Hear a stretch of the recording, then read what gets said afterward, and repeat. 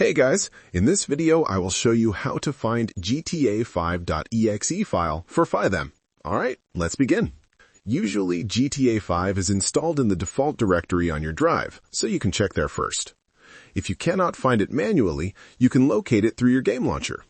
If you are using Steam, open Steam Library, right-click on GTA5, select Manage, and then click Browse Local Files. This will open the GTA5 installation folder where GTA5.exe is located.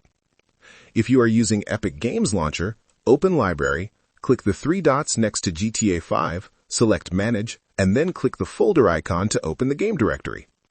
For Rockstar Games Launcher, open Settings, go to My Installed Games, select GTA5, and click the folder icon next to the installation path. Once you find GTA5.exe, select it in FiveM and continue. So that's basically how you can find GTA5.exe file for FiveM. And that's it for this video. Thanks!